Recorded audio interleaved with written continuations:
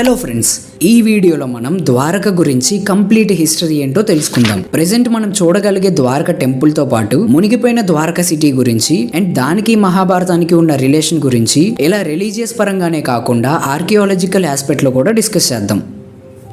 What is Dwaraka?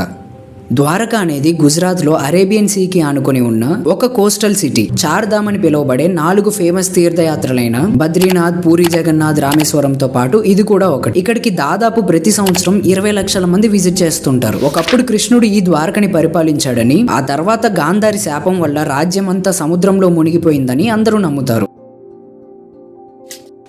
Dwaraka history గురించి తెలుసుకోవడానికి Deccan college కి చెందిన హెచ్డి సాంకల్య అనే ఆర్కియాలజిస్ట్ మొట్టమొదటిసారిగా 1963లో ద్వారక టెంపుల్ వాల్స్ చుట్టూ తవ్వకాలు జరిపించారు. వాళ్ళకప్పుడు 2000 సంవత్సరాల నాటి pottery items and red ware కనిపించాయి. కానీ మహాభారతానికి సంబంధించిన ఆనవాళ్లు గాని ఆ కాలం నాటి వస్తువులు గాని దొరకలేదు. తర్వాత చాలా సార్లు ద్వారక చుట్టూ అండర్ వాటర్ ఎక్స్కవేషన్స్ జరిపించాలని చూశారు. బట్ అప్పుడున్న టెక్నాలజీ వల్ల అది సాధ్యపడలేదు. దీంతో ఆ టీం వాళ్ళు ద్వారకకి 2000 ఏళ్లు లేదా అంతకంటే ఎక్కువ చరిత్ర ఉండొచ్చని ఒక కన్క్లూజన్ కి వచ్చారు. ఆ తర్వాత 1979లో archaeological survey of India ASI నుంచి ఒక టీం ద్వారకలో మళ్ళీ ఇన్వెస్టిగేషన్ మొదలు పెట్టింది. ఆ టీం కి లీడర్ డాక్టర్ SR రావు గారు. ఈయన ఆ టైంలో చాలా పెద్ద ఆర్కియాలజిస్ట్. ఇండస్ వ్యాలీ సివిలైజేషన్ కి సంబంధించిన గుజరాత్ లోని లోతల్ అనే పోర్ట్ సిటీని కూడా ఈయన బయటికి తీశాడు. ఈయన ద్వారకలో ఇన్వెస్టిగేషన్ చేయడానికి 2 రీజన్స్ ఉన్నాయి. ఒకటి, ఇండస్ వ్యాలీ సివిలైజేషన్ గురించి ఇన్ఫర్మేషన్ కోసం. 2, నిజంగానే ద్వారకకి మహాభారతానికి రిలేషన్ ఉందా లేదా అని తెలుసుకోవడం కోసం. లాస్ట్ టైం లో కాకుండా ఈసారి ద్వారకతో పాటు బెడ్ ద్వారకలో కూడా ఇన్వెస్టిగేషన్ స్టార్ట్ చేశారు. బెడ్ ద్వారక అంటే ద్వారకకి దగ్గరలో ఉన్న ఒక చిన్న ఐలాండ్. దాన్ని కూడా రీసెర్చ్ చేయడానికి గల కారణం ఏంటంటే మహాభారతంలో చెప్పబడ్డ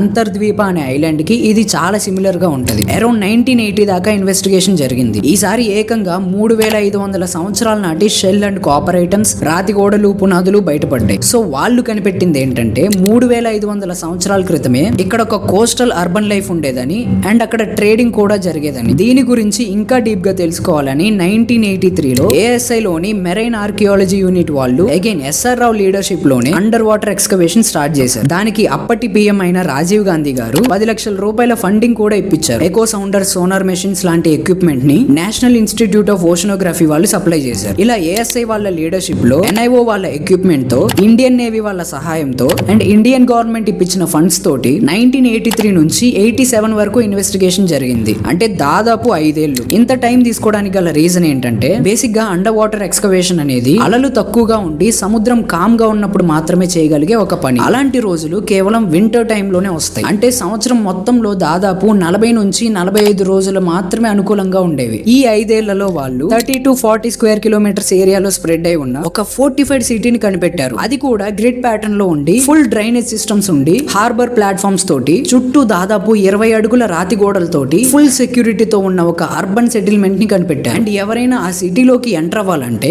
వాళ్ళ దగ్గర ID కార్డ్ లాంటి కొన్ని స్టోన్ సీల్స్ పక్కా ఉండి తీరాలి. కానీ ఈ ద్వారక సిటీ యొక్క ఏజ్ మాత్రం కరెక్ట్ గా తెలుసుకోలేకపోయారు. ఎందుకంటే ఆ సిటీ యొక్క ఏజ్ తెలియాలంటే కార్బన్ డేటింగ్ చేయాలి. కార్బన్ డేటింగ్ చేయాలంటే organic materials like would, charcoal are bones లాంటివి ఉండాలి. కానీ అక్కడ దొరికింది మాత్రం complete inorganic materials like stone blocks, anchors and pottery లాంటివి. బట్ ఆర్కియాలజీ టీం వాళ్ళు రఫ్ గా క్యాల్కులేట్ చేసి చెప్పింది ఏంటంటే ద్వారక అండర్ వాటర్ సిటీ అనేది 3500 నుంచి 7000 ఏళ్ల నాటిది అయి ఉండొచ్చని. కొన్ని కథనాల ప్రకారం మహాభారతం 5000 సంవత్సరాల ముందు జరిగిందని ఒక అంచనా. సో మహాభారతంలో చెప్పబడిన ద్వారకకి వీళ్ళు కనిపెట్టిన అండర్ వాటర్ సిటీ చాలా దగ్గరగా ఉన్నా గానీ దాని ఏజ్ కరెక్ట్ గా తెలియకపోవడం వల్ల అది కృష్ణుడు పాలించిన ద్వారకనే అని చెప్పలేకపోతున్నారు. అండ్ దానికోసమే ఇప్పటికీ ASI వాళ్ళు onshore and offshore లో రీసెర్చ్ చేస్తూనే ఉన్నారు. ఒక్కసారి ద్వారక ఏజ్ ఎగ్జాక్ట్ గా కనిపెట్టగలిగితే నిస్సందేహంగా ఈ అండర్ వాటర్ సిటీ అనేది కృష్ణుడు పరిపాలించిందే అని, మహాభారతం నిజంగానే జరిగిందని సైంటిఫిక్ గా ప్రూవ్ చేసినట్టే.